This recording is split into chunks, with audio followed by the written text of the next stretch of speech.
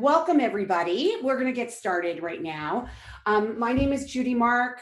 I am the president of Disability Voices United, which in case, I know we have a lot of new people on, in case you don't know, we're an organization directed by and for people with developmental disabilities and actually all disabilities. All of our staff, all of our board of directors are people with disabilities or family members. We were founded by the organization, by the individuals who helped to get the self-determination law passed, many of them on this call currently. And we are really excited to have you. And I know I'm already talking really fast, and so I'm going to slow down because of our interpreter. So you are here on what's called SDP Connect. SDP Connect is it used to be every single Wednesday. It's now been averaging about every other Wednesday, where we get together for about an hour and a half and we talk about different aspects of the self-determination program. We exchange information, we ask questions, we share great ideas.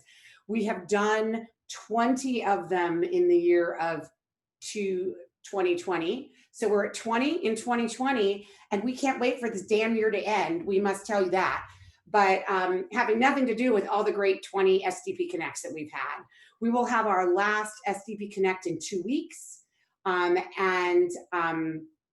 What I've decided to do, and I've told nobody this, so you're hearing it for the first time, is that we're gonna have an informational meeting in 2 weeks for anybody who doesn't feel they know a lot about the self-determination program, for people who are hoping to go into it when it goes statewide in June. And we will be collecting your names, adding you to the wait list, even though we're not sure whether a wait list is necessary, but we will be doing a sort of an introduction to self-determination. So today, and by the way, if you look in the chat, you will see information that Ed Herzl, our program assistant, has put in, talking about the range of resources that we have at Disability Voices United on the self-determination program. Our main resource is something called the Self-Determination Interchange. The Interchange is an online platform that provides proactively a lot of information about the self-determination program, but it also has a feature called the forum, where there are different topics, and you can go on the forum and ask a question, or even make a suggestion to say, does anybody have a good idea about, of a good soccer coach? Or does anybody have, I live in this area and I need an independent facilitator. And so we really encourage everybody to go on to the Interchange. It is where the 20 recordings of the SDP Connect live.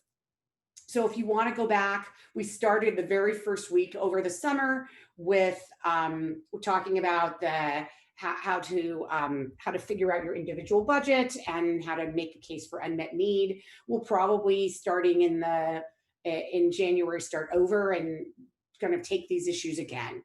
The last sort of announcement that I want to make is that Disability Voices United is proud to announce that we will be having a statewide self-determination conference in 2021. You know that we have done, a year ago had a hugely attended in-person statewide conference in November of 2019. And of course, we would have loved to have done an in-person one in 2020. And we would love to do an in-person one in 2021. However, we don't know when the health restrictions are going to be lifted, and we want to be ready for the statewide rollout in June for all those folks to be able to network and get to know folks. So we don't have the exact date set yet. It is going to be February or March, most likely March, to give us a little bit of time to pull it off, because it is very complicated to do online. We're going to be using a platform called Socio that is extraordinary, and that you will be able to have chats and go visit vendors and visit independent facilitators. And it's going to be amazing, but we have to kind of figure it out. So anyway, as soon as we have that date, we're going to decide the date in the next week, and we will put out a save the date to everybody and hope you will join us. So without further ado, we're going to get started. So our So today we are discussing two things. There's Connie and Harvey on my screen. I'm not sure why you came up, but Connie and Harvey are, I'll take it because you are the inspiration and perspiration for the self-determination program and help to get the law passed. But we're also seeing how messy your office is. So that's okay too, because my office. My cousin made me do it. So Oh, I okay. have no pride, everybody. This is how organized I am. Okay.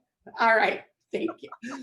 All right. So today we're very honored to have members of the staff of the Department of Developmental Services join us.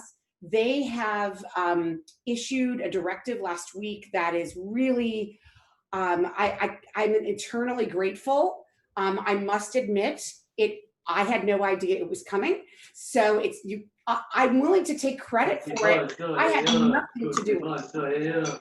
Ooh, I'm just going to make sure everybody stays muted, please. So I had nothing to do with it. So what we should say is how thankful and grateful we are to DDS.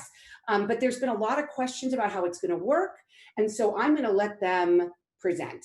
So there are actually 3 representatives from DDS on.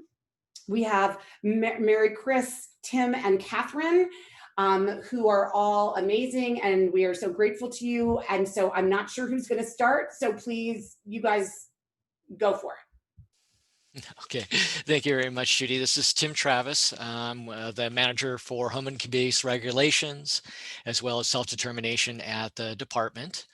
And I'm going to, as you alluded, on November 19th, there was a directive that was released that waives a requirement that the cost of the financial management service is paid by the participant from his or her individual budget. I saw that Ed has put that link into the chat, so you should be able to click on that link and go to the directive. It is not on the self-determination page because this is a COVID-related directive. You would find it on the coronavirus, the corona page on the DDS website. The effective date for this particular directive was October 1st, or is October 1st, 2020. The directive, much like all the other COVID-related directives, are in effect for 30 days unless extended by the director of the department, which is Nancy Bargman. The directive is assessed monthly, determine if it needs to be continued to protect the public health and safety and to ensure the delivery of services. This directive is intended to maximize the resources to allow individuals the greatest amount of flexibility in their spending plans in order to meet their individual needs during the COVID state of emergency. The funds can be saved, the funds saved can be used just as any other funds can be within the self-determination program.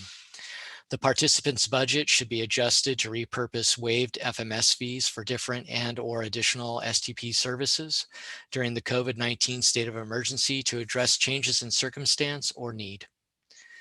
Due to the temporary nature of the adjustment, it is reasonable for the IPP team to review the directive on a regular basis. Again, this is consistent with the other directives that are related to the additional services and directives related to COVID-19. If a participant's needs change or the COVID-related public health emergency ends, the IPP team can adjust the budget to address a change in circumstance, needs, or resources of the participant. At the end of the directive period, including any extensions, the participant would need to resume paying for their FMS provider fees out of their budget. Any FMS fees already paid to the FMS using an SDP participant's funding during the effective date of this directive should be reallocated to their certified budget. The funding will be added to the individual budget for the time period of this directive, and any extensions to the end date of the directive in accordance with the FMS maximum rates. And those can be found on the SDP page on the DDS website. The directive applies to all participants in SDP and all those who will be transitioning into the SDP program during the time period of the directive. The guidance is currently being developed to assist regional centers in reimbursing the FMS in accordance with the directive. I know there were two other things, or there was another thing, Judy, where the spending plan was on your, would you like me to go over that now? Not yet, not yet. Let's dig in on this, because I know that you read a lot of what is on the in it. And so it's not in completely plain language. So I'm wondering if you or Catherine or Maricris want to really present it in a way for, while there are a lot of people on this call, and there's regional center staff, and there's a lot of FMSs on this call too. Our primary audience are self-determination participants and their families. So what does this mean for us? How are our lives different, or our budget different? Yeah, I can take a stab, Judy, if you want. And it's really just stating what Tim already said in plain language. So I know you've mentioned before that we tend to forget self-determination, but that is really not true. I mean, so we want to make sure that participants in the program will have the same flexibility as, just like the other flexibilities we issued on the traditional system. And so knowing that you already have the flexibility to move, funding around in your spending plan, this is just a way to give you additional funding to address any needs that may have changed during the COVID period. So instead of the FMS fees being paid out of your budget, the state will actually pay for those FMS fees. And as Tim said, you can work out how you want to use those waive fees. So maybe you want to increase hours of for respite, or you have a new service, something that really is presenting itself now that COVID is still upon us. So does that help? And then Catherine is always good at explaining things in more plainer language. So I will defer to her if there's anything I miss. I don't think you missed anything. I think the shortest version is right now you pay an amount of money for your FMS. And because of this directive, the state will pay that money instead. And so the money you previously spent for your FMS is money that goes back to your budget that you can spend on other services you might need during the pandemic. Judy, you're on mute. Yes, so you don't hear me typing. I'm taking notes on what you all are saying. So I can just tell you that I was just the other evening at a local advisory committee of a regional center, not my regional center, a different regional center. And I can tell you the way that this regional center staff was interpreting it. And I think it's really important to get this clarification. So the way that they were interpreting it was that it is not available to everyone. It is only available, that this directive only is available for people who have unmet need because of the pandemic. And that if in fact their needs are being met during the pandemic, this does not affect them. And so I'm wondering if you could tell us whether that is the way it is, or clarify that, please. Any of you from DDS. Sure, I can start, and then Catherine or Tim will help me. I mean, it's, well, of the 400 people, actually, I'm so proud to announce that we broke 400 participants now. It's possible that some people already are able to, because of the flexibility in the program, move funding around, and hence there's really no need for the increased funding. And I think that may be what the RC is referring to. Of course, I'm not privy to that specific situation, but to the extent there's a need for you to access additional funding, that's where this FMS waive fees would come in. Do you want to add to that, Catherine or Tim? I guess I would say that my understanding is that what a COVID directive, this is a COVID directive, can do is waive a current rule. And so what the department did is say that the rule that said FMS fees are coming out of your budget has been waived, and therefore it applies to everyone that's in self-determination, no matter what regional center they are part of. So I guess my question, and I'm certainly going to open it up for questions from the community, but do people have to proactively ask for the fees to be waived to their regional center, or is it going to be automatic?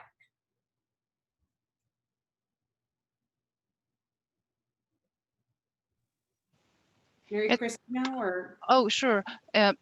it's not automatic. Like I said, it's kind of like how we have the flexibilities in the traditional system. So if you need additional respite hours, it doesn't automatically increase. There's usually a conversation between the regional center and the family, and because that, and this is really the opportunity for the family, the self-determination participants, to say, I actually can use that fees and I want to move this around. So that's where it's happening. So so maybe this is where we need to clarify, because it is the understanding that the RC would automatically move it. I mean, I have to tell you that it concerns me if what you're saying is that people have to proactively ask for it. And the reason why is because there will be huge disparities. It will be the people who are in the know, who are going to proactively ask for it, just like we've seen the disparities on participant directed services, additional respite, COVID hours, that if you have no idea to be able to ask for this, then you don't get to you don't get to take advantage of it. So, you know, so it concerns me, honestly, that, and I feel that there needs to be some very specific direction to regional centers that they should proactively inform every single one of their self-determination participants if that's going to be the requirement. They also need to inform the FMSs to inform the participants that they serve that this is a possibility for them. I mean, I'm not sure what you all were thinking as far as how people will be informed. That's actually a good thing that you raised that, Judy. And I mean, you know, it's now coming in. I mean, it's important for the department to hear that, and also the RCs. But like I shared, kind of like what the flexibilities that were provided in the traditional system, when some families have an increase in their respite hours, it didn't automatically happen. There was some kind of, I mean, your service coordinator reached out to you, or you could reach out to your service coordinator, because it's addressing a need in COVID. So if you present to your service court if you present that you can use that money for something, then that's when the change occurs. So are you saying that you have to make a case for this? Like, this is what I'm just not understanding. Are you saying that you have to call your regional center, request that the monies get moved under the ruse that you are needing it for COVID? Like, that's the thing that is so confusing to me, because that means that it puts a lot of power in the hands of regional centers to say, you don't need that. Oh, say, sorry, you don't really need that for COVID. That is not a legitimate expense for COVID, and therefore we're not going to approve this additional expense, even though it's a directive. So I'm just trying to figure out where the power lies on this. It's not meant to be a power struggle, of course. I mean, during COVID, nothing should be meant to be a power struggle. And just to reiterate, this directive came to be to provide people flexibility, that additional funding to address any change that you have during COVID. And I want to acknowledge that Amy from ARCA is here to hear, so that, you know, we don't so we make sure that you're hearing from both sides, just the DDS and ARCA. But as Tim started earlier, this is intended to allow you flexibility, you know, and how you can move around stuff in your spending plans, and it's not meant to be a power struggle. So I think that's one good thing to track for the department as we issue the additional guidance. But I wanted to understand first why where the tension could be coming from. You know, I think that there is a tension between many participants in their regional centers. It's what we spend a lot of our time talking about on the SDP Connect. I go to a lot of the local advisory committee meetings. I hear that tension, whether it's in relationship to what the individual budget amount is, whether it's in relationship to people with extremely low budgets who are incredibly underserved in the traditional system, not being able to move into the self-determination program because their budgets are so low. And obviously this is so important to them. And it's primarily people of color who are facing these disparities. And so, you know, for me, and I know I'm doing a lot of the asking, a lot of the talking, but I wanted to give you all a chance before, because the community is going to ask these questions, and I'm giving you all a chance to really explain it in a way that will empower us, as opposed to keep us from being able to access this. And so, you know, I was on a local advisory committee meeting the other day, and I'll say it because somebody just put it in the chat, Regional Center of Orange County. The staff there is saying that they're not going to pay these fees, or they don't have the funding to pay the fees. They don't know what they're doing. Where are they supposed to get this funding from? And they don't feel like they've had the directions that they should get. And so therefore, you know, it's really, I fear that this is going to end up in exactly the same place that all the other good intentions of DDS have ended. Your good intentions with the participant directed services, your good intentions with the increase in respite, all that flexibility that your directives have provided during the health emergency have been so appreciated. But I fear it's going to end up in exactly the same place, which is with the people who are in the know, with the people who are in the power, and the community who needs it the most will not be able to take advantage of it. So Judy, I want to frame it a little bit differently to say it. So the point you raised, which is there has to be communication, is absolutely the most important part of what you said. And the communication has to happen in part because if you have a FMS fee of $100 a month, and that's going to be put back into your budget, at a minimum, somebody has to know what category in your budget to put that, right? Because there's 3 categories. So it can't happen, quote, automatically, because it wouldn't know where to go. So I think to your point, and what Maricris said was that was a good point to raise of, and Tim said, there's going to be additional DDS guidance, that it should talk about the importance of communicating this and what needs to happen so that people understand if the funds are going to be transferred, they have to go someplace. They can't just live in the ozone, so to speak, right? So I thought that was helpful, but there has to be communication for it to work. Yeah. Yeah, and again, I mean, to that point, you know, this is really great feedback that we're getting. I'm trying to write down the stuff that's coming in the chat too, so that we can try to roll that into the guidance that we are putting together to send out to the regional centers. Great. And just let me say that it shouldn't be just guidance to the regional centers. There has to be a way to, because remember, a lot of people who go into the self-determination program are going in with already some trust issues with the regional center. So they need to hear it directly from DDS. It is critical that we hear it directly from you and not filtered through a regional center. So we have to figure out how that communication is going to come directly to us.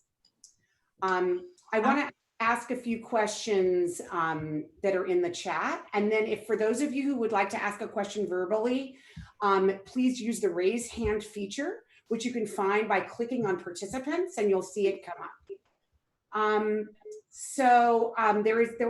Melissa Chris Cooper is asking if it's retroactive.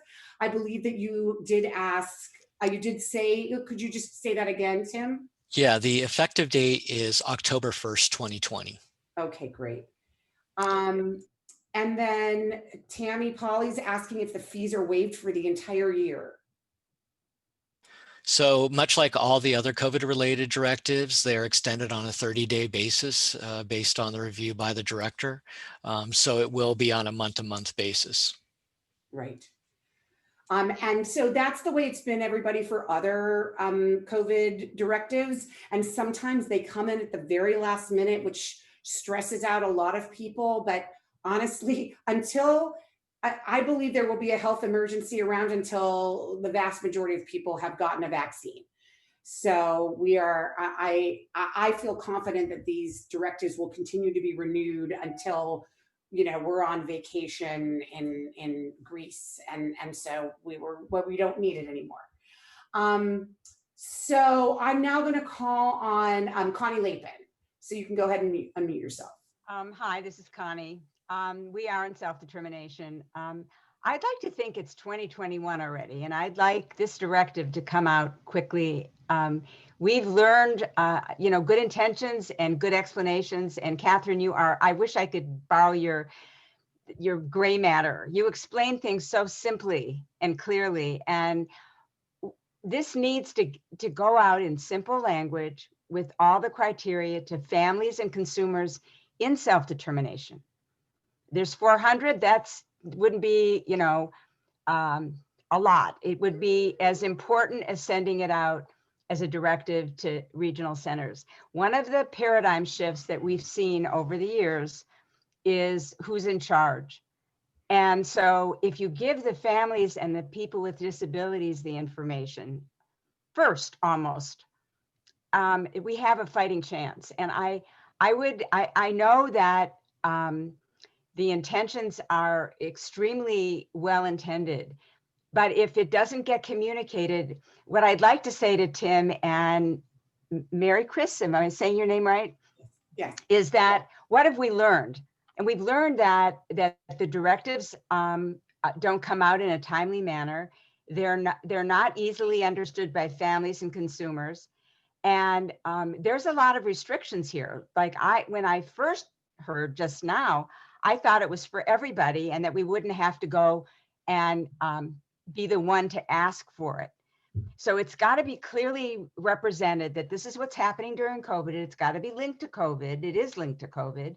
It's a 30-day renewal thing, that's what you're saying, which makes it a little bit more complicated. But why don't we have a change and have this directive out quickly and in simple language, and families and consumers need to know.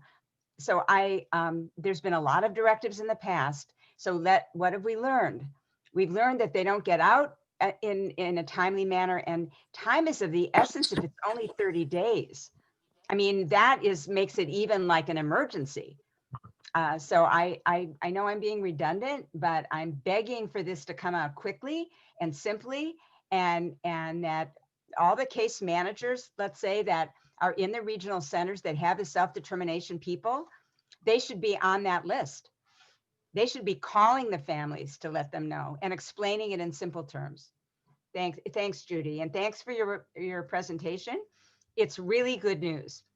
I will say amen. My Thanks, partner's saying. Did people want to respond to that from DDS? I just want to say thank you. I mean, that's a good reminder. I mean, sometimes we get caught up in the jargon. And so even though we try to like put things in simple language, it still is not plain and simple language. So we'll definitely take that back as, you know, because we're always writing stuff up. You know, we're trying to beef up some of our frequently asked questions, and Catherine has been helpful on that front. She just knows how to write it in more simple terms. So thank you for that, Connie. And then as far as timeliness, I mean, we are very sensitive to that. I mean, I'm up there with you all. I wish some of this would like move slowly, but just if I can beg for your understanding, because as we issue these directives, they have to get approval usually outside of the department, and so sometimes that's where they get caught up. But we're trying our bestest to get them as quickly as we can. And I think the other request that I heard that can just go on the list to take back to DDS is that there be a direct way to communicate to the self-determination participants with whatever the guidance. I mean, the directives already come out, but whatever the guidance is to implement it in kind of the plain language that will help people understand kind of step by step what they need to do. Thanks, Catherine. I wanted to give a chance for Amy Westling, who's the Executive Director of the Association of Regional Center Agencies, to talk about what they're seeing from the regional center perspective on this directive. Go ahead, Amy. Yeah, thank you so much. I appreciate the opportunity to be here this evening. Judy, is the audio coming through okay? Perfect. Okay, great. Unfortunately, I have pretty unstable internet tonight. And in fact, the reminder that my internet is unstable just popped up. So I don't get any video. So it's like talking into a black hole. So I'm going to rely on people asking questions or providing feedback through the chat so that I can, hit the points people are most interested in. It's really been helpful to hear this conversation the folks who specialize in self-determination and are really responsible for rolling it out on the statewide level at each regional center are meeting tomorrow. And so my hope is to take pieces of this conversation back to them for their consideration. You know, a lot of times the way that we can achieve some degree of consistency between regional centers, while guidance and direction from the department is helpful, oftentimes it's through those discussions, those informal discussions between regional center staff that really arrive at some consensus on these sorts of questions. So really appreciate the opportunity to hear the discussion. My role tonight is a lot of just listening to the experiences. I think that it's fair to say that the rollout of self-determination and, you know, once we layer on a pandemic on top of it, has been tough for everybody. But, you know, the wonderful thing about it is that, as Maricris said, we're up to 400 participants. We are starting to see the numbers roll along much more quickly. And I think we're coming up with systems to address some of those initial challenges. In fact, at ARCA's board meeting back in October, we had a wonderful presentation from one regional center talking about some of the initial challenges they had in the implementation of the program and how they overcame those, and really how their community came together to get the program moving and make it successful in their area. And so, you know, I just really appreciate the sharing of thoughts and the willingness to help us all work through some of the difficulties with self-determination. Certainly understand that as it's a new program and as people are continuing to experience new things, such as this directive, would just ask that people come to it with a spirit of cooperation. I think that, you know, regional centers are kind of in the mode of trying to make this happen, but it does oftentimes feel like we're laying track as the train is already moving down the track. And this is no exception. You know, this was a little bit of a right turn in that track. So, you know, I think there's every intent for the program to work well and for it to meet the needs of people. But every time there's a little change in direction, would just, you know, encourage you to try to think through how you can work with your regional center to address these things as they come up. I don't think there's any intention to hide the ball from people.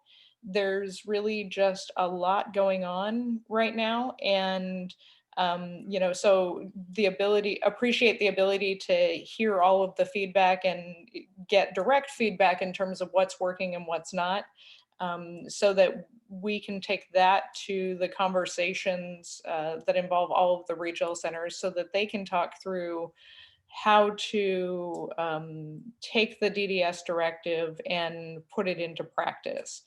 And in reading the chat, certainly understand that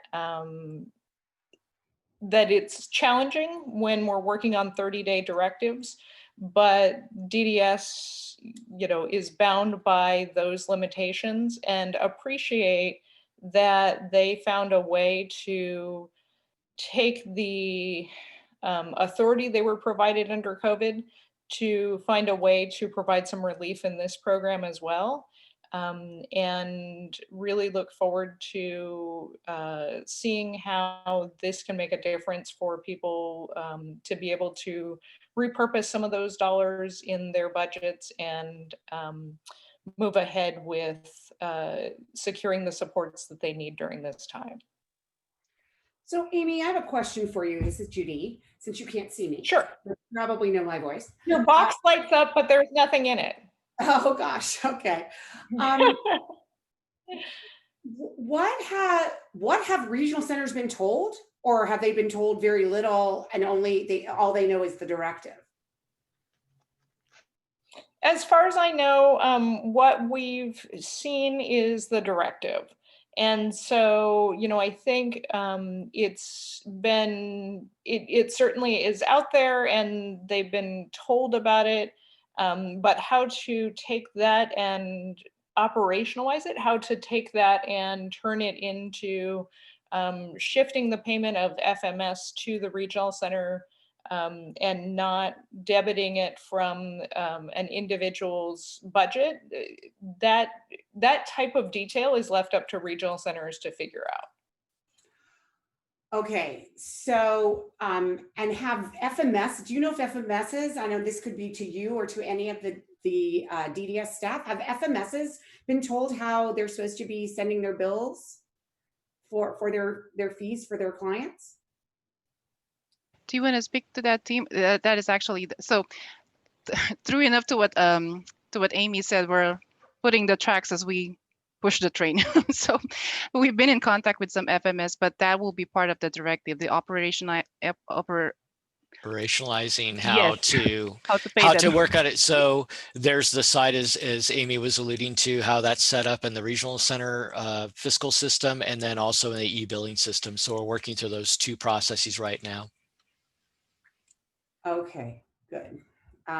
That's, so it's almost like, you know, we're wanting to do this. A lot of us don't know about it. And then of course the regional centers don't know how to bill, and then the FMS or to pay, and the FMSs don't know how to bill. It's kind of like, it looks like it's a little bit confused right now by almost every group. I'm going to go to a question by David Oster. Hi, David. Can you unmute yourself? There you go. So I would like to be known in easy, plain language what I am talking about, because I'm confused. It's not an easy, plain language. Yeah, that is a really excellent. And what's this about the COVID situation? Because Vanessa said I might get more funding due to COVID. Is that I'm put back in the traditional system? So Catherine, I don't know if you want to try to answer David. I was trying to respond to another chat, so I know David wants it in plain language. Right. And he doesn't understand how its relationship to COVID. He's also heard that he might get more funding because of COVID, not only because of this particular directive, but also just, you know, generally he might get more funding because of COVID. Go back to the system because of COVID, because there's more funding. There's very confusing because of the comprehension. I read at a 5th grade level. So let me try.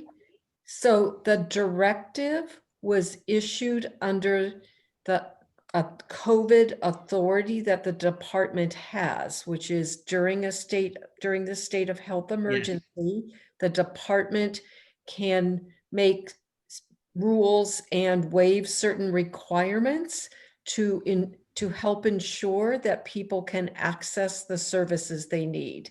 So that's really the connection to COVID, which is let's waive the FMS fees that you would pay right now out of your budget, and instead allow the individual to spend those funds for something that they're going to need, particularly during this COVID time where it's harder to get services and you might need additional support, etc. So that's the connection to COVID. And then somebody in the chat asked about the effectiveness of the directive. So as Tim said, the directive has been issued.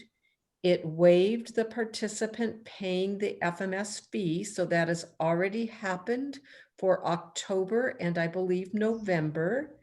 And I believe the intention is to extend that for the month of December. So I assume, although I'm not the person that would know, that an extension of that would be coming out. I just looked, there were some extensions posted today. This was not one of them, but there's a process that goes through. Yeah. Did that help a little bit, David? Because we can also work with you separately to make sure that you I'd like to work separately. Okay, great. Gracias. All right, thanks, David. And to my other, so David and Howard are my two favorite self-advocates, and Howard now wants to speak. Yeah. Howard, go ahead. You need to unmute yourself, Howard.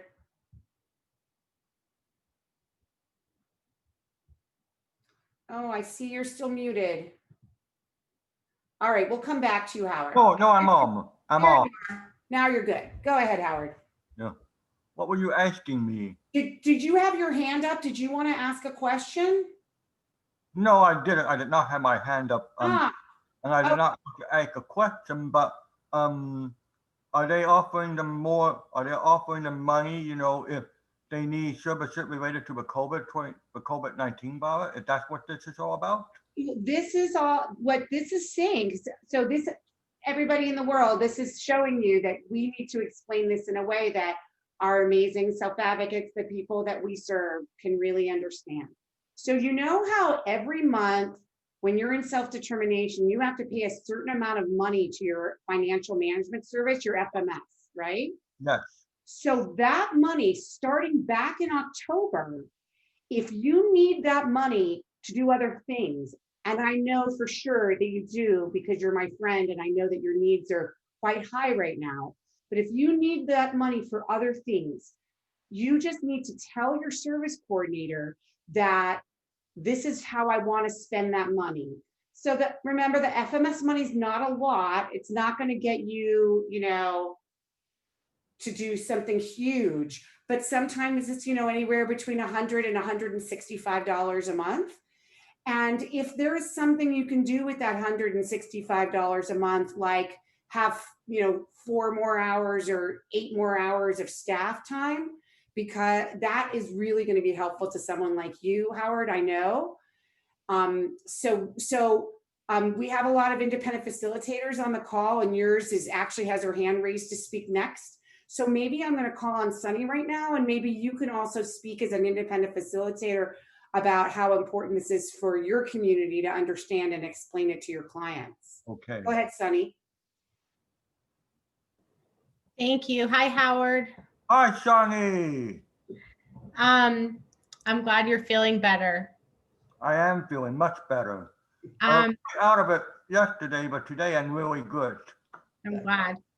Nice to see you. Okay, so I'm thinking, yeah, like an independent facilitator, and on behalf of the 30 or so clients in self-determination that my team and I support. So I had a list of questions here, and I'm understanding from Tim that maybe some of these don't have answers yet, is kind of what I'm gathering. But for people like Howard who already paid for their FMS in October and November,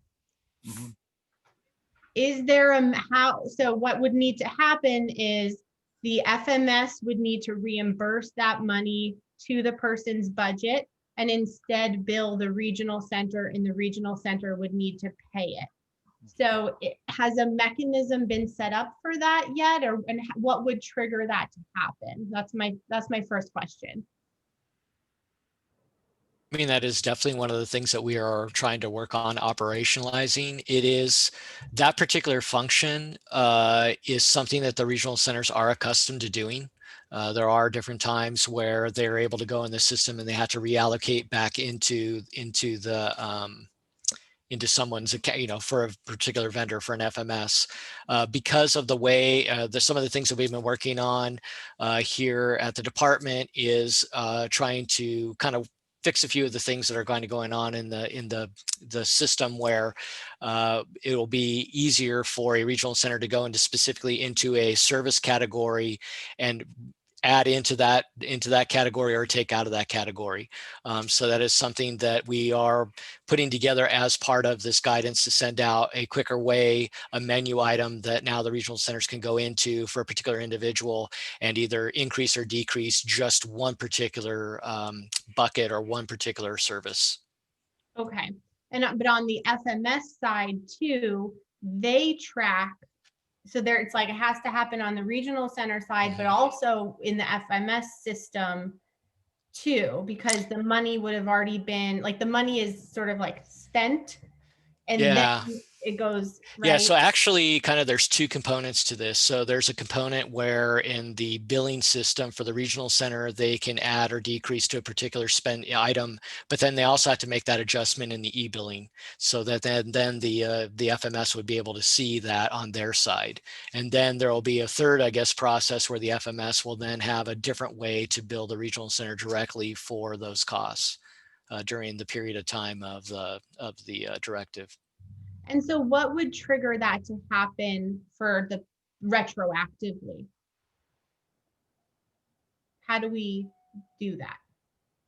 Well, again, these are a lot of really great questions of things that we are putting together so that we can include those in that directive.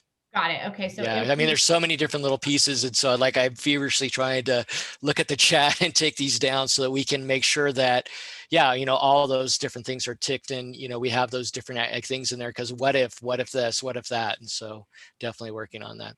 Okay. So information, can I ask my other question, Judy? Go for it. So then do people need to ask each month for this? Is that what I'm understanding? Each month the directive comes out and then we have to then say to the regional center, we want to take advantage of this. Is that, and I agree with Judy that is very problematic, but if that is how it is, then we need to know that. Is that the case at least right now? It sounds to me as if this is still something that is in the works. It's being put together piece by piece. And I think it would be helpful to people like me to, to have an option like that.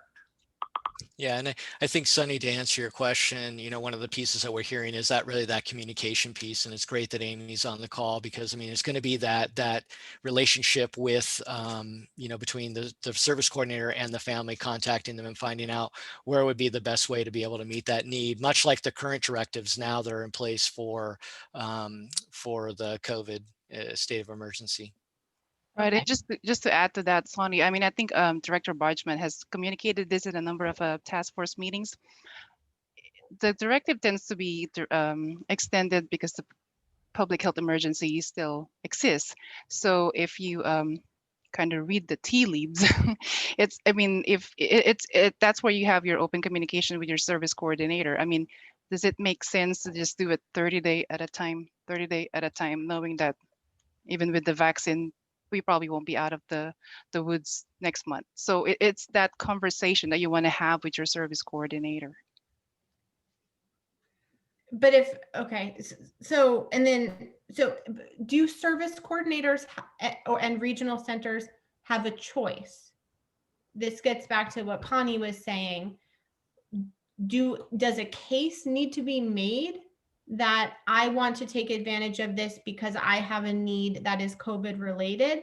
If a person goes to their service coordinator, does that service coordinator and or the regional center have the power, for lack of a better word, to say no? Or is this directive saying that if you want to take advantage of this, it is your right?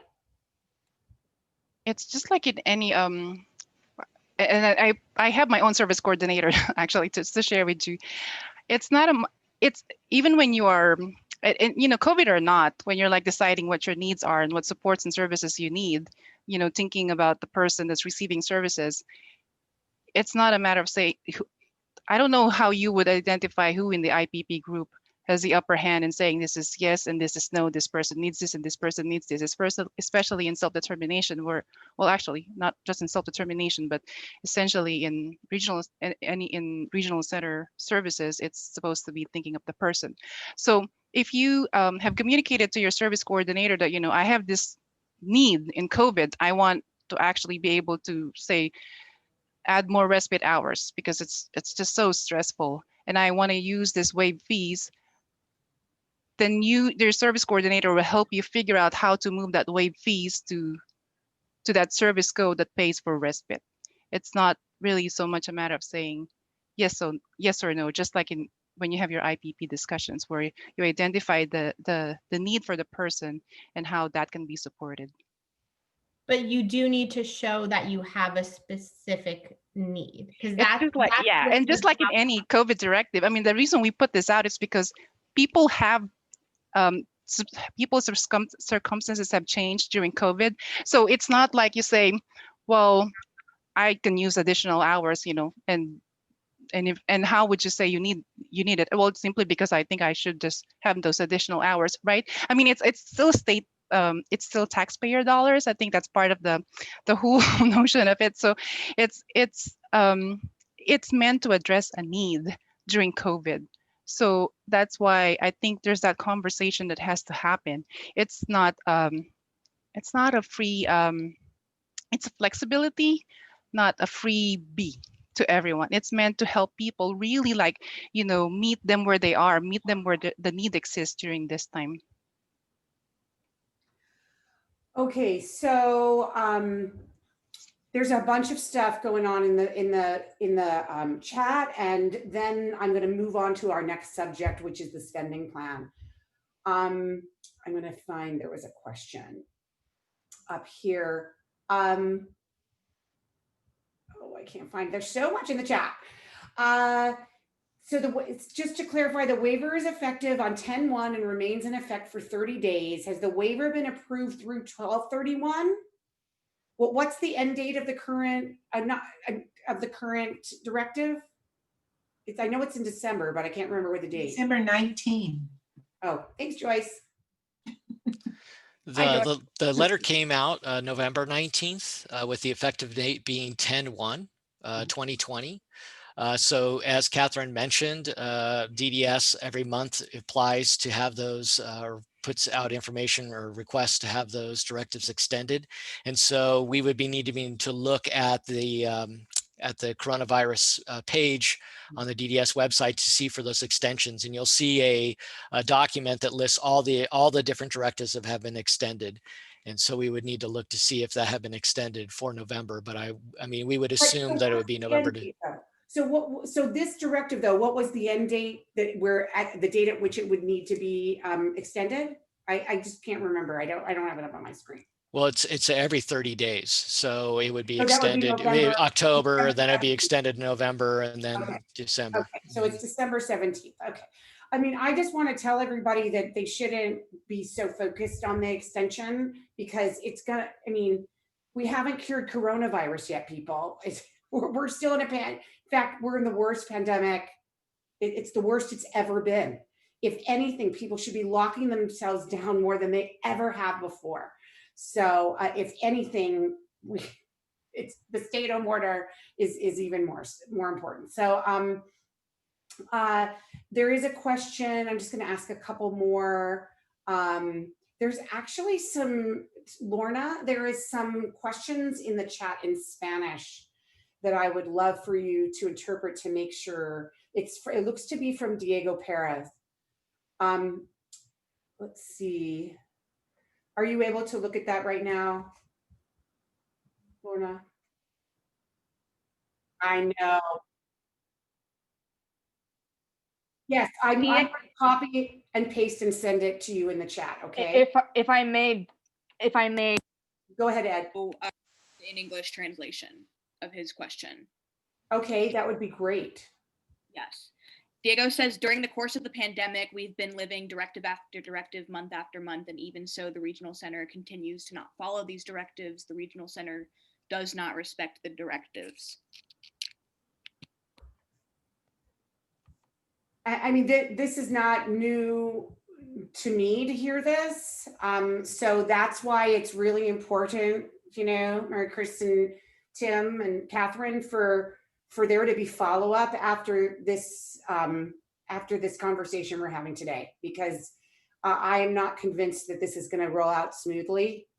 And, you know, we're going to do our best to inform the community, but we're going to need your help to really ensure that it is rolled out well.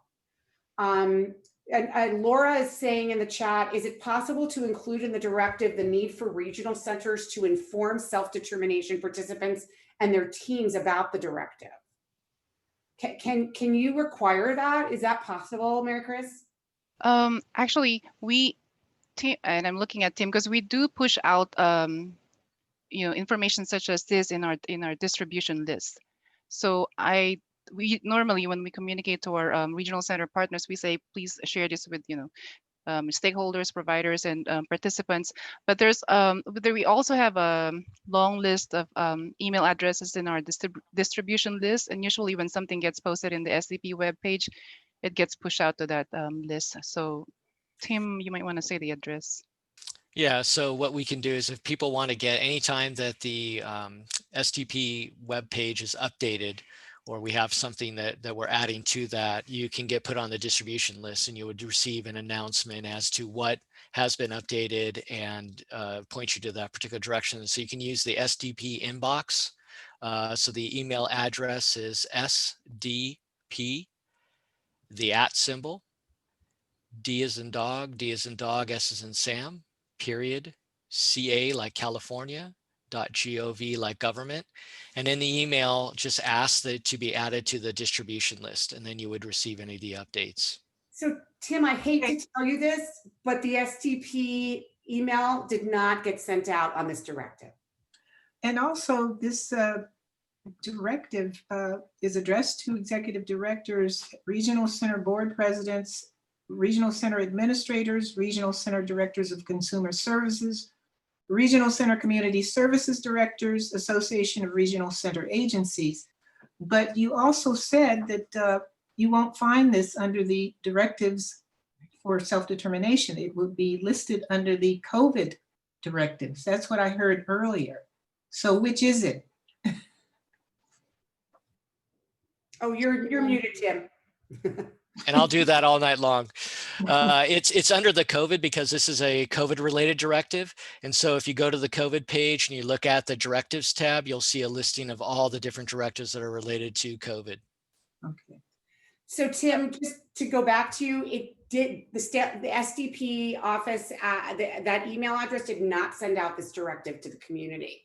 They heard about it because many of us found out on our own, and we shared it and spread the word through Facebook pages, and I sent it out. I know the state council sent it out to all the chairs of the local advisory committees, or the statewide advisory committee did.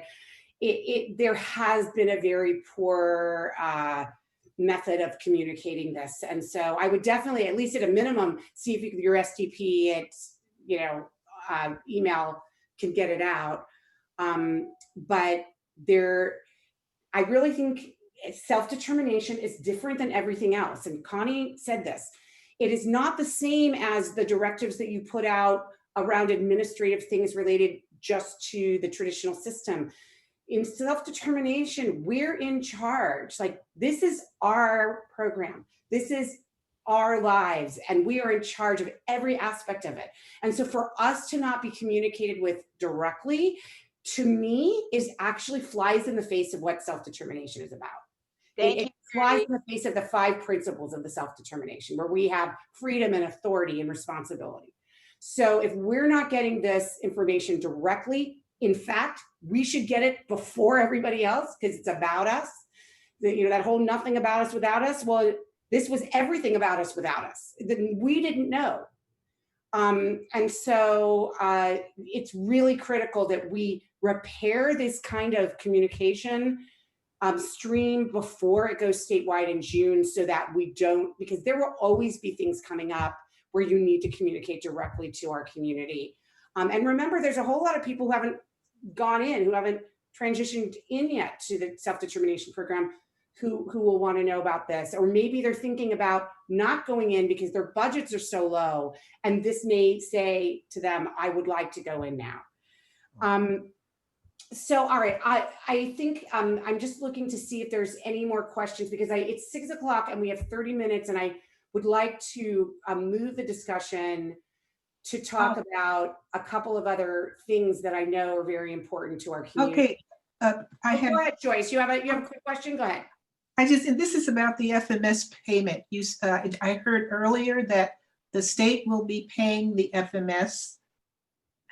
How are they paying the FMS? funds are, what pot of money are they drawing this money out of to pay the FMS, basically?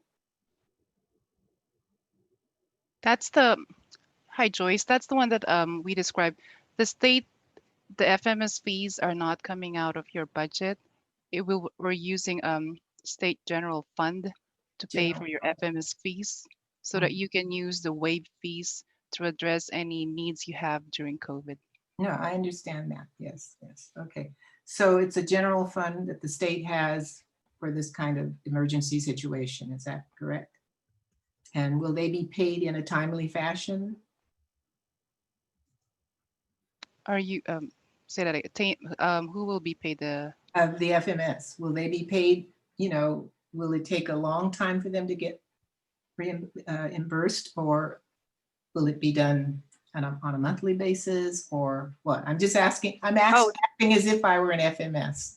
Oh, yeah, that's a fair point. And actually, so that's the piece that Tim is describing earlier. We're putting together the guidance to operationalize it. And the tricky part is having to work with I don't want to bore you with the systems, the UPS systems and how you would do the authorization. But of course, it is our priority to make sure that, you know, to the extent we're giving flexibility to the participants, we're not, you know, hamstringing the FMS, because they are there for you to make sure you get, to help you get your services. So we are working on how to operationalize that piece of getting them paid, especially now that they can't claim their fees out of your budget. Okay. Judy. Thank you. Sonni, I did not even know that this issue existed. Thank you and Sonni for telling me about this. Absolutely. Sonni, I'm going to let you have the last word on this, and then we're going to move on to some of the issues that we're seeing with the spending plans. Go ahead. So thank you, Judy. So this might be a perfect bridge because it's related to spending plans, and it's not a question. It's just something I wanted to bring to the attention of DDS. Just so that as you're thinking through the mechanics of this, this is just another piece. But right now, to make even small changes to a person's spending plan, even money, just moving a little money here within a budget category, which, by law does not require regional center approval if you're not moving more than 10% from one category to another. But these little changes are coming up all the time. And what we're seeing is that even though they don't technically require regional center approval to make small changes to your spending plan, you still have to update the spending plan to show that your plan is still balanced and where that money is coming from if you're making a change. And then you still have to share that plan with the FMS and with the regional center, because the FMS won't implement these changes, even if you're moving $50 from one service to another within the same budget category. The FMS won't spend that money until they see that that change has been updated in e-billing. So even though the law says you don't need regional center approval to make small changes to your spending plan, it should be easy. Something as simple as moving $50 from here to there should be easy. But what Tim, I think, mentioned the e-billing system, and that's where we're getting tripped up, because the FMS is saying, well, now the spending plan doesn't match what's in e-billing, and we don't want to spend the money until e-billing is updated. So even a tiny change, we're having to submit a new spending plan to the regional center and have it, maybe it's not being officially approved, but it's going through a review process because e-billing has to be updated in order for the FMS to implement that change. So it's causing delays, but it's also, a lot of people are spending a lot of time with their independent facilitator, which is using funds on making these types of small changes. And so when I'm thinking about $100 savings once a month, every month, and we're going to have to, for someone that can really use that $100 a month, we're going to have to then go and update their spending plan and resubmit it to the regional center, and they're going to have to approve it and update e-billing each month. And so I'm just anticipating that this is going to get complicated. So as you're thinking about the mechanics of it, if you could kind of think about that process and maybe how we could smooth that out, that would be super helpful. Yeah, and I mentioned that a little bit earlier. We have heard, from other individuals, the same issue with how do you make that change in the regional center fiscal system, and then also make that change in the e-billing system, and how can we make that easier? And as I mentioned a little bit earlier, I've been working with our IT department to try to figure out if we can add different menu options that allow just individual categories to be changed rather than having to make an entire change to the whole service category. That would be extremely helpful. Amy, you wanted to say something about this? Yeah, thanks. And so to Tim's point, first just want to say we really appreciate the department working on this issue. And Sonni, you're absolutely right. The challenge that has presented itself is that while these changes don't need to be specifically approved by the regional center, they do have to do a lot of back end work in terms of making the authorizations correct so that the FMS provider can bill. And it's funny, when we had our last discussion between the self-determination implementation staff at the various regional centers, one of the biggest issues they brought up is that the fiscal staff at the regional center are having to make incredible numbers of these little modifications. And whether the modification is small or large, it still takes this tremendous amount of manpower to make the change. And that can slow things down. And so even from the regional center side, there was frustration that that sometimes got in the way of the program being as nimble as we all envisioned. And so really just want to express our appreciation to DDS for prioritizing that and trying to find a solution. Thank you. That's actually really interesting what you said. So to hear it from that perspective we've got to figure this one out, because I don't know if Rick Wood is on. He's the chair of the statewide self-determination advisory committee. I know that he's been hearing a lot of these issues around the state. He was also a pilot participant. And when he wanted to make a change to his son's spending plan, it was just seamless. There was not a big deal. And I'm not sure what changed in this new self-determination program that's making it so bureaucratic. I don't know, Rick, Rick has bad bad internet. So do you want to make a comment on that, Rick? Judy, I'm on. Can you hear me? Yes, I can. Okay. Yeah, I don't have video. I'm on a hardwired computer instead because we have unstable internet. Well, I came in halfway on the conversation, so I'm a little bit disadvantaged, other than to indicate that things were quite easy in the pilot. I don't know how to say it any differently. If we required changes throughout the year, and there are changes always throughout the year, because life changes. I think the term that you used, Judy, was seamless. It was seamless. There weren't back of the house issues or problems, and it really required the collaboration among the regional center staff, the participant and the family, the FMS, and the independent facilitator. So we have to get back to where the pilot was. And I understand that there is a difference in that we receive federal matching funds now, which we didn't receive before. And so there are billing codes because you have to get the funds matched. And there are other restrictions as well. You have to make sure that it meets the new integration rules called the home and community-based service rule, to ensure that you're fully included in all of your services.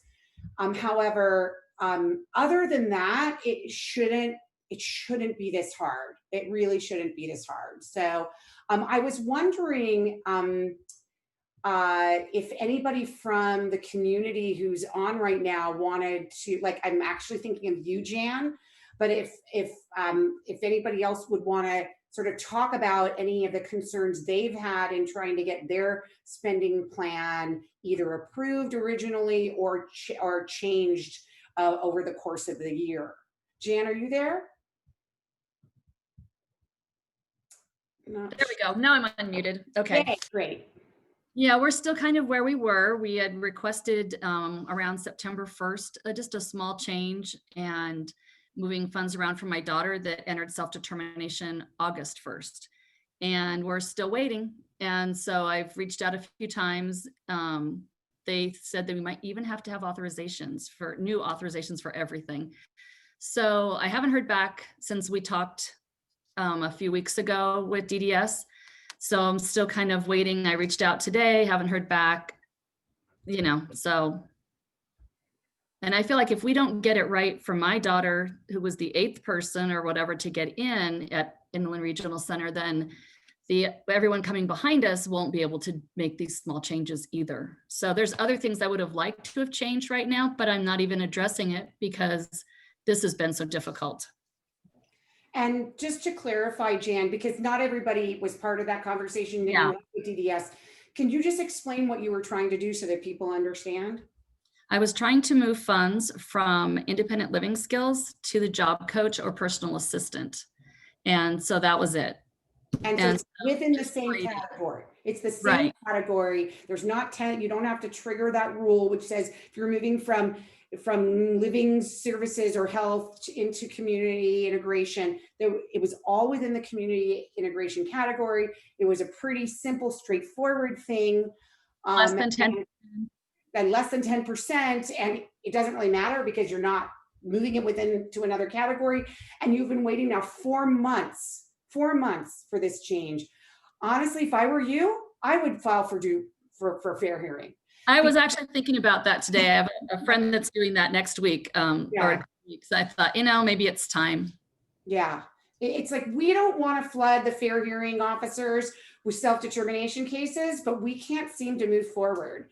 And so we just have to, I feel like if we have a bunch of examples at fair hearing, that maybe regional centers will start to understand what the needs are. Tim or Maricris or Catherine, did you want to, I know that you guys have already spoken to Jan, but I think that there's a lot of other people with similar issues. And no one wants to say anything. They're just listening. Okay. Okay, could I make a comment?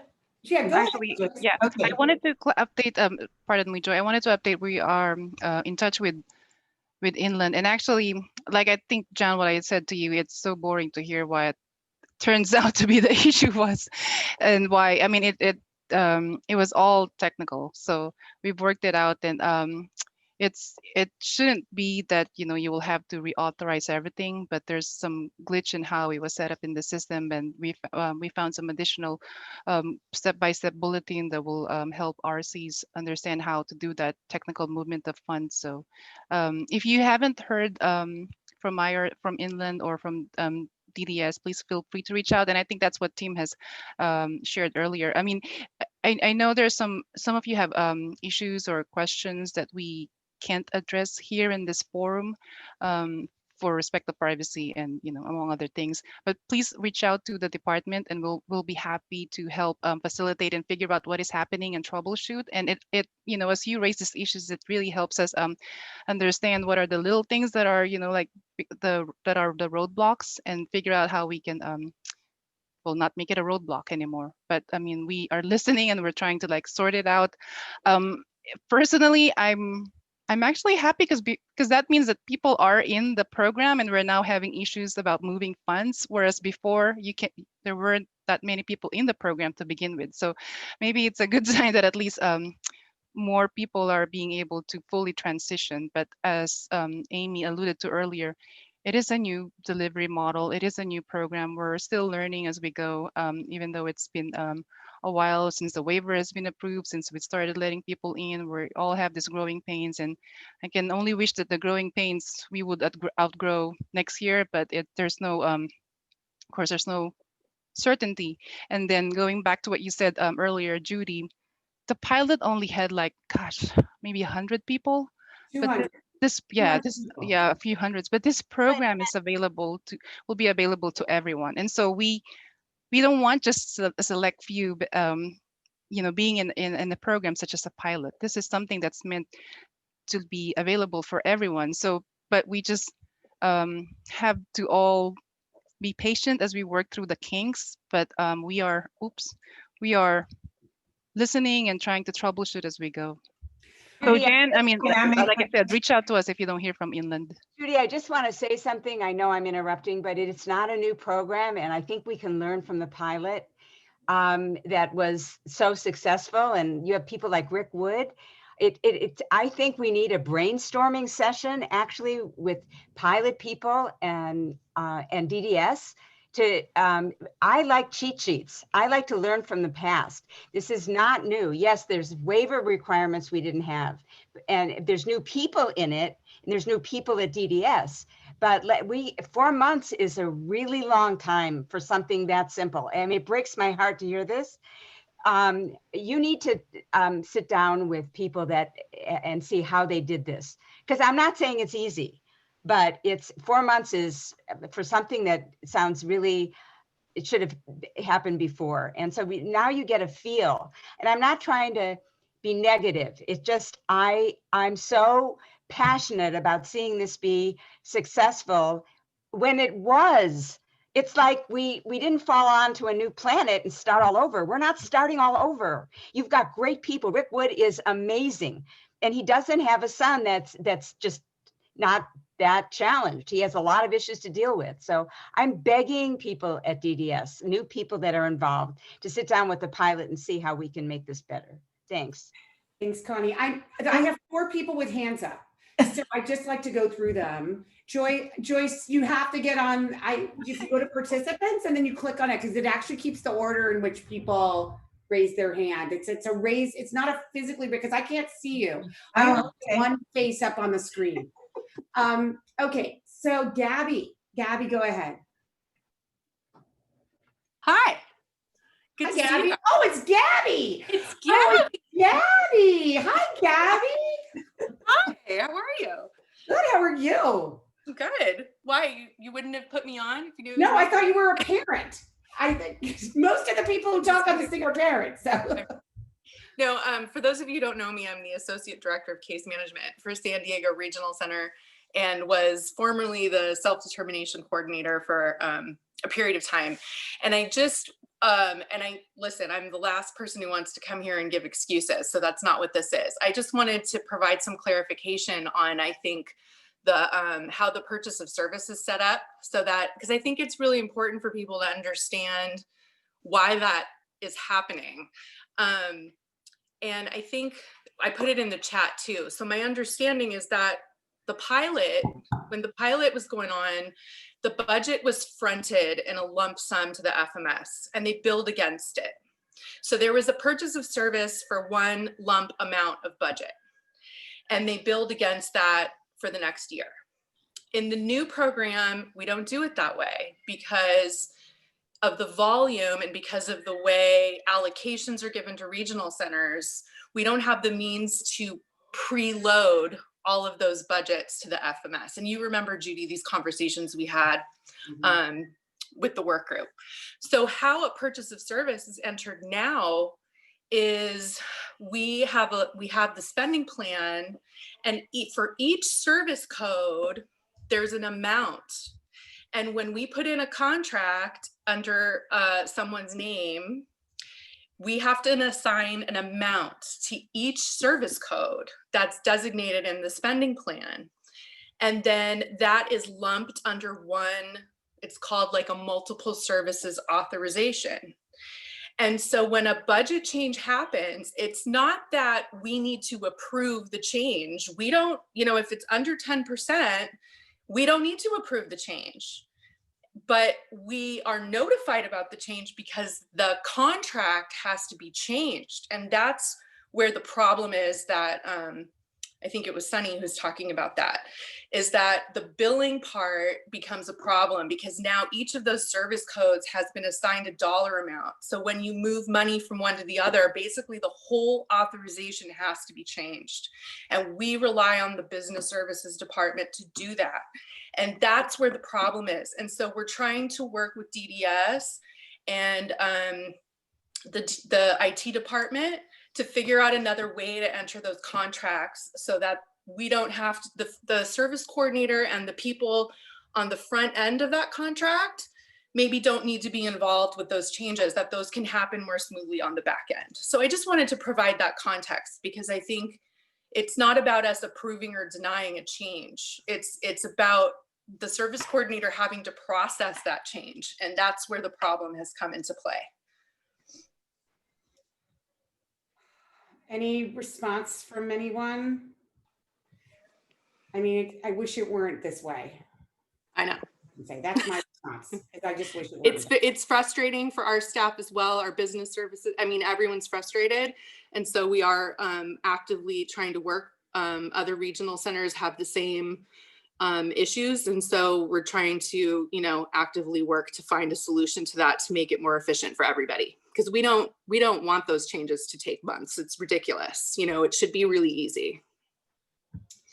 Yeah, and it doesn't have to be, because I can tell you that I had to change my budget and it was like literally an email and we were done. So there is no reason. I think some regional centers are jumping through hoops that actually don't exist. And they're creating new hoops and new traps for themselves. I'm going to go on to Tammy Polly. Thank you so much. It's great to see you. Good to see you. Tammy. Well, I haven't had one client that has just gone straight through and not changed their spending plan within the first 2 months that they had it. And I think for the most part, it hasn't been a problem. It's been the FMSs that you work with and the service provide, everybody seems to be okay with it. So I haven't really run across the 4-month thing yet. But you know, I said it's working-ish for the regional centers that I've been working with. So can I ask you, Tammy, yeah. Have you had a client at Inland Regional Center who has easily changed their spending plan? Not yet. No, they have. I've gotten 2 through, but I haven't had that problem yet. Oh, you know what? You know what? They changed what they're spending the money on, but I wrote really broad spending plans, and I kept them in as much the same category as I possibly could to avoid these problems. Does that make sense? Yeah, got it. So I think it's really important, by the way, that on this issue is that DDS figures out a way to allow regional centers to streamline this, that they shouldn't have to fill out 100 forms just to have a simple change in the spending plan. And maybe the solution, this is just my suggestion, is to have fewer service codes. It's like, why do we need under community participation there to be, 40 service codes? It's unnecessary. It's not that many. It's probably like 15 or 20, but it's really unnecessary. And if like what you're doing is it's sort of a broad thing, and you're just like, oh, it's still the same service code, I'm just telling my FMS that they're going to be getting a bill or send a check to a different place. It's really not something that needs to be concerned about by the regional center. I think that's a better way to go. All right, I'm going to call in Laura. Hi, Laura.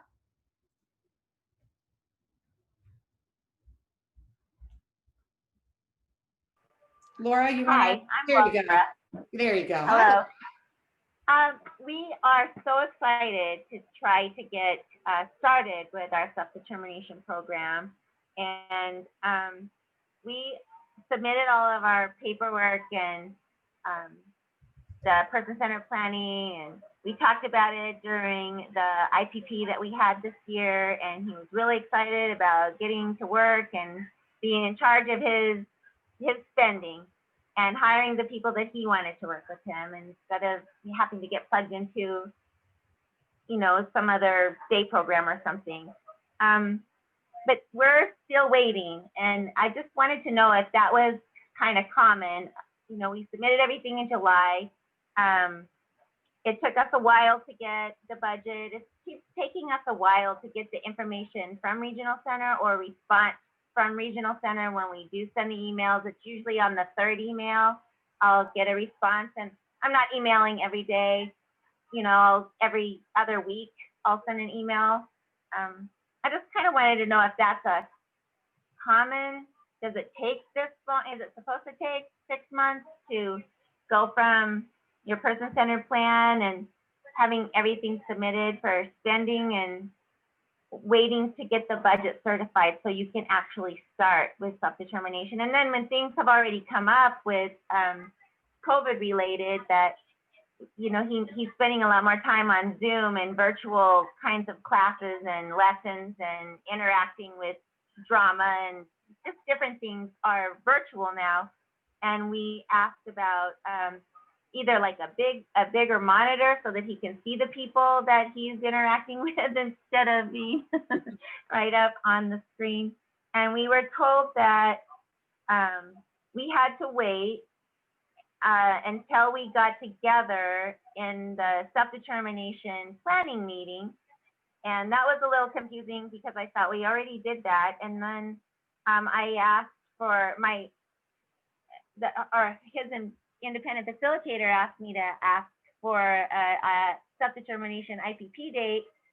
And we were told that we had to wait for the certified budget. So I'm just wondering, is it common to like wait for a year before you get started? Because we're at 6 months now, and is that common? Yeah, unfortunately, it is common. And unfortunately, we have identified these things as really significant barriers. It shouldn't take that long. In fact, we have I'll put it up so you guys can buy it. We have a manual that we put out, and it has a guide to like a step-by-step guide on how to go through the self-determination program. And in the flow chart, it has you working on getting your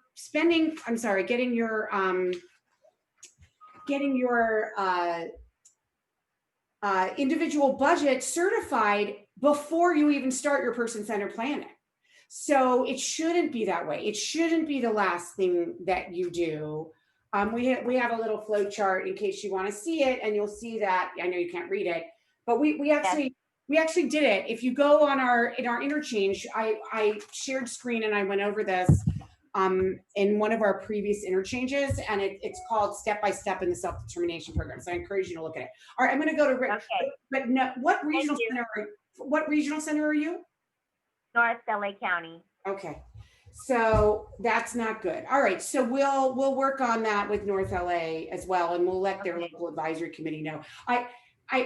Last time we met, we talked about the local advisory committees, and I really strongly encourage everyone here to go to your local advisory committee meetings. Yes. They're there to provide oversight over the way that the regional center is implementing the self-determination program. It's not like some fun little thing. It is written into the law. It is required by law that these committees meet, and that these committees provide advice to the regional center on how to better implement the program. And we as a committee, I chair my committee at my regional center, we are accountable to each other and to the community, not to the regional centers. So speaking of local advisory committees, Rick, it's your turn. I have you next. Yes, thanks. Can you hear me? I sure can. Okay, thanks. Well, first of all these comments are great, and they're not inconsistent with what I hear, as does Judy, from people all over the state anecdotally.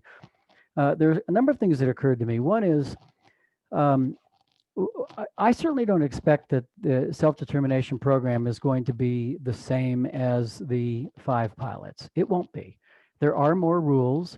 There is more back of the house work. But we can, as Connie Lapin said, learn from the 150 who are in the pilot. It is often said, and I think Connie, you said it, that this is not easy. Maybe not, but it's not hard. And I think that we need to turn it around and not assume that because it's not easy, we should assume that it's not hard, and allow people who want to get in to go forward in a way that is expeditious. And I'm going to give you an example. Really, 2 thoughts come to mind. There are only 350 people in, 80 of whom came from the pilots. So the pilot program was 150 people. This is only double in size among 21 regional centers, and there were 5 pilots. They made it work. It is true that for budget purposes, apparently there was an allocation of funds for the entire year, but the funds were not placed in the FMS's account for the entire year. They were placed in the account 1 month at a time. And needless to say, that allowed it to everyone to be a whole lot more flexible. But I will tell you this, under the new rules, in our little area, I'm in a very isolated area of the state, we had 7 people from our area who were included in the second draw. 5 of the 7 elected. Ooh, we lost you, Rick. We lost your audio. Did you? Ah. See if we can get it fixed up. Yeah, maybe it's your headset. Ah. All right, we'll go back to you. Fix that, and then we'll go to Lourdes real quick. Hi, I just wanted to advocate for the people that will be in my situation. Like, I want to be an independent facilitator. I have experience on workforce, and different things that I know that that will be beneficial for people who have special needs. I personally have a disability, so I know how to advocate for people with disabilities. My issue is, because of my economic situation, SSI will be affected. If I take a client, make a profit, and it's gonna take 6 months for me to get paid, honestly, if it's affecting my own child, I will not be able to be the person that I could be and facilitate, be an independent facilitator. Most likely I'll transition to a different type of work. Why? Because it's hurting me financially to wait 6 months to get paid. It's only 3 months that it's behind. If I'm reporting an income and I don't get paid and it takes 6 months for me to get paid, as much as this is my passion and I'm sincerely willing to do the work, I will be taking money away from my own child. And as a mother, I can't do that. So I really encourage everybody that at any level or capacity to please take that under consideration. You want people that are sincere, honest, and know the situation and have the empathy for all those parents.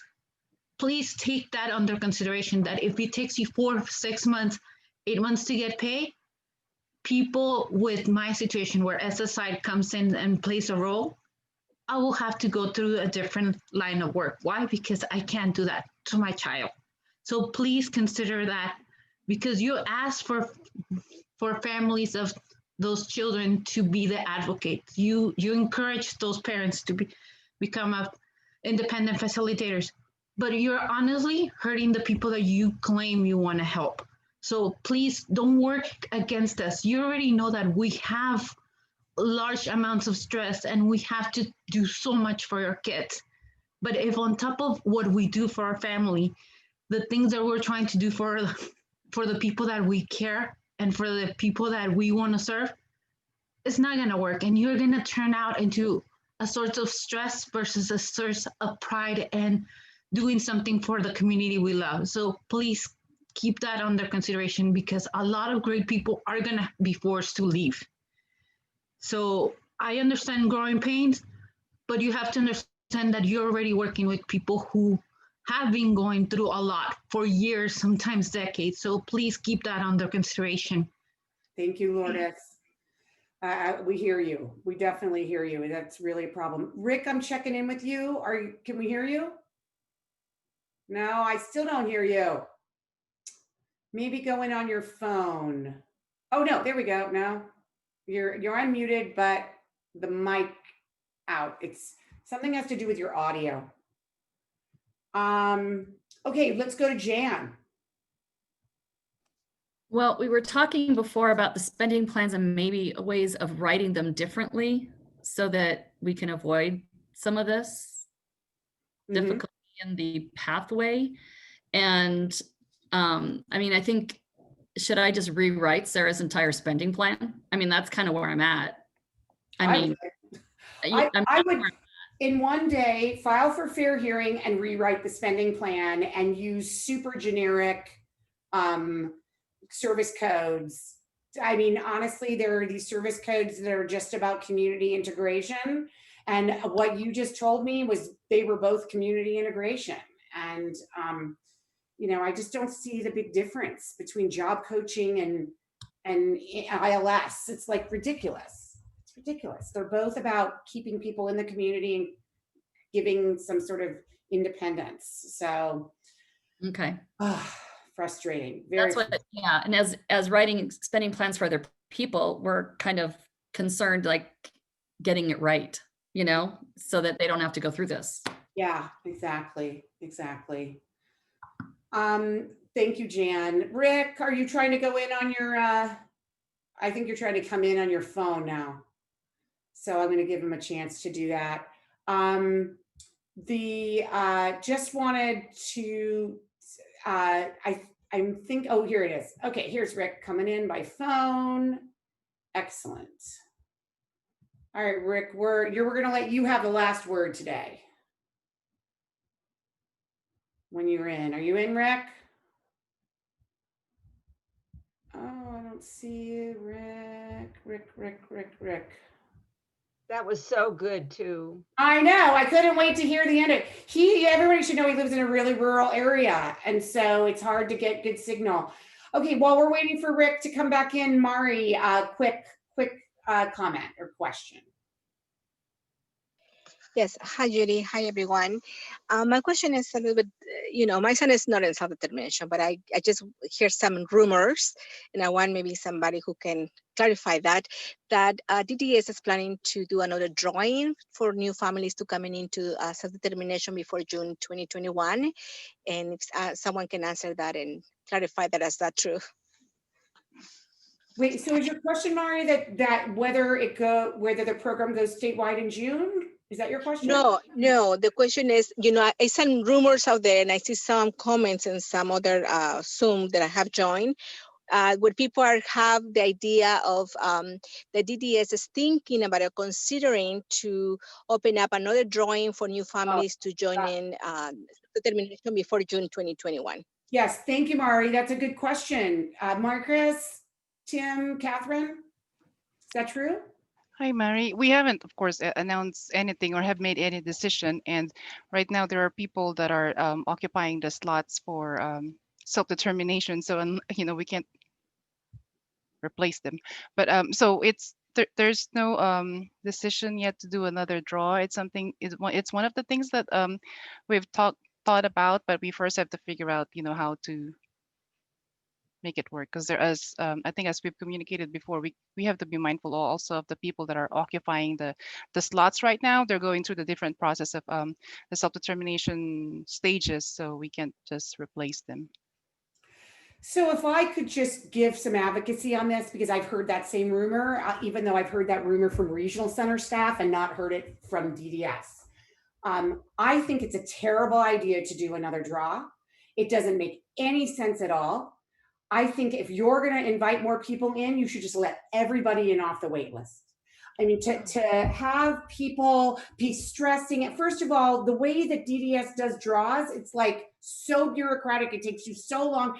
I would rather you be spending the energy instead of figuring out what the draw should be. Should it be people of color? Should it be children? Should it be, elderly or older? Instead of spending all that energy, spend your energy reducing barriers. We know all these barriers exist. So I'd rather you be spending your energy reducing barriers. And if you feel that more people need to come in, I would let everybody in off the wait list. They've all been waiting for so long and they want to come in. And I can guarantee you, at the pace that people have been entering, there is no way in hell that if you open it up to all, let's say, I think there's probably now maybe 5,000 people on the wait list. I don't know for sure. But if you open it up to all 5,000 people, we still won't get to that 2,500 by June 7th. But at least we will get more people in to be able to lead the way, to be the role models, to help move people forward. So I have asked repeatedly for everyone who is on the wait list to be let off the wait list and come in. I have asked that so many times. I tried to get legislation put in on that. in trailer bill language. I wrote the trailer bill, and I can tell you that that it was opposed by DDS and by the governor.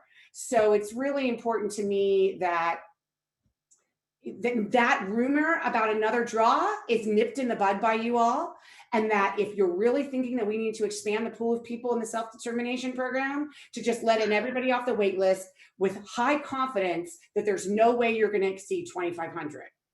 Because that's your issue. You're worried that if we get more than 2,500, that's going to break the law. There is no way in hell you're going to get to 2,500. Right now, you're at 16%. You're at 16% of the 2,500. And that is after years. I mean, we passed this law in 2013. I love to take it off my wall because I stare at it all day. There it is. I do this for Maricris every time I see her. I show her the law. Judy, I just want to say something. What we learned, what did we learn? We learned if you do another draw, there's the people that say, well, I changed my mind. We have people that want to get in and they're waiting and they want it to work. And what did I hear? That we have 400 now? I don't know.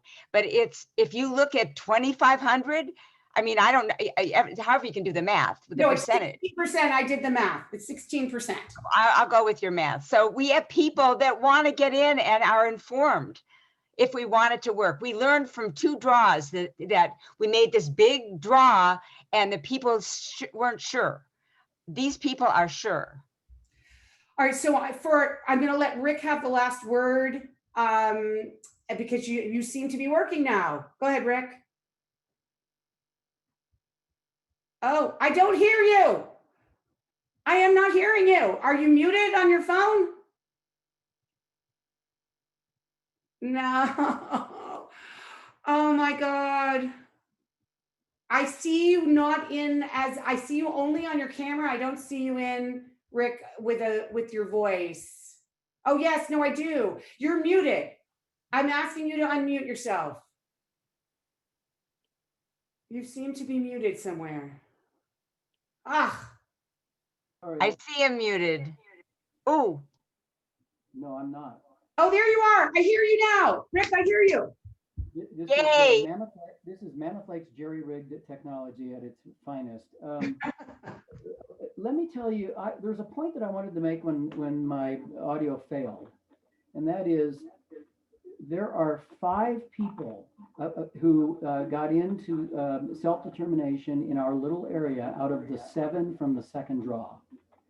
And those 5 people were in the program from beginning to end. They did not come from the pilot. They were new persons in the draw within 30 to 60 days. What does that tell you? It's not hard. It simply requires a commitment by those that need to be committed in order to get people in. This isn't complicated, guys. You need a commitment from regional center staff. I don't know how to put it any differently. You can say it 1,000 ways, but that's really what it is. You don't wait 4 months. You don't send it to somebody and say, oh, I haven't heard from that person in 2 weeks with respect to your budget or your spending plan or whatever it is that is holding you up or whatever the barrier is. It requires a commitment. And to illustrate or to demonstrate how significant this is, we've got 38 people in at Kern Regional Center. 35 of them are pilot participants and people who had not been pilots. Think about that. We are doing the work. We know how to do it. It can be done all over the state. So I don't know and don't really much care what the back of the house issues are. Those are for Regional Center and DDS to resolve. But for those of us who want to get in and those who are on the waiting list, they shouldn't be concerned about the back of the house issues. They should only be concerned about having somebody who's committed enough committed to move it forward. And if something doesn't happen in 3 days, call somebody and find out why not. If something doesn't happen in a week, call somebody and find out why not. It's not complicated. Thank you. Thank you so much. So I actually want to give the last word to DDS. If you would like to maybe respond to any of what you've been hearing or any of the concerns. Somebody's saying the Great Barrier Reef is the regional center. Actually, I love the Great Barrier Reef. So please don't criticize the Great Barrier Reef. So Tim, Maricris, Catherine, I'll give you the opportunity to sort of address everything, because we're already about 20 minutes over, and we have to be respectful of our interpreter who is doing this all by herself, and she's amazing.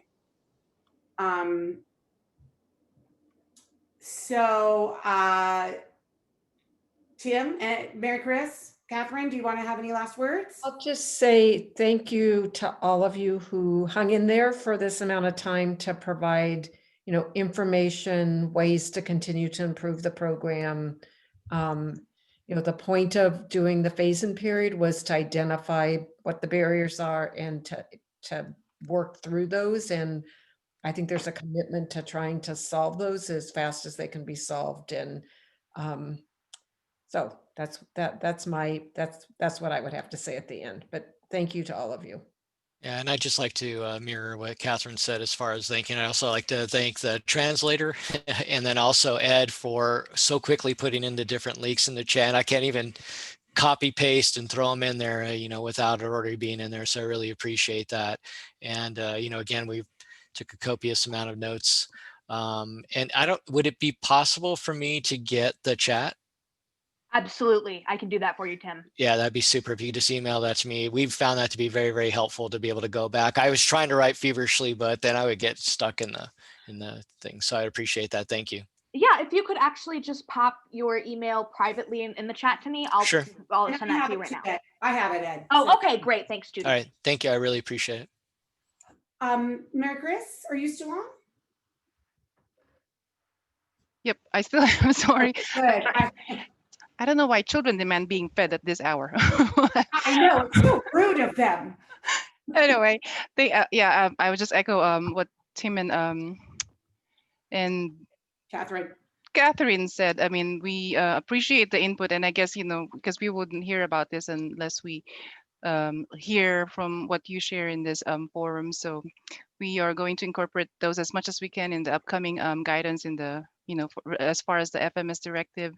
And then we're trying to address again some of the issues with implementation, and it's just slow going, but we're working as hard as we can. We're all living through COVID. We're all having change in circumstances, just as like you all. We working at DDS, people working at regional centers are having to contend with the changes in our life, and so because of COVID. And so we appreciate your patience, and we are trying our best to make this more efficient.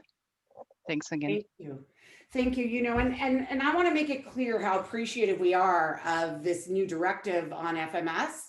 I think particularly for those people with extremely tiny budgets who maybe weren't going to go in because of it, having this extra even $150 a month, it makes all the difference in the world to them. So, so we really appreciate that. We thank DDS for coming on in full force, the three of you. We thank Amy Westling for coming on from ARCA. We thank Ed Herzl, who's done an amazing job as always running the show here. And we also thank Lorna. This is the first time I have to say, I know Lorna is amazing, our interpreter, but I don't speak Spanish, so I cannot verify her amazing interpretation, but this is the first time that people are actually saying it all in the chat, how amazing she is, and that she does this all by herself for us for so long. So I know a couple of people have their hands up. We have to get off because I have to respect everybody's time.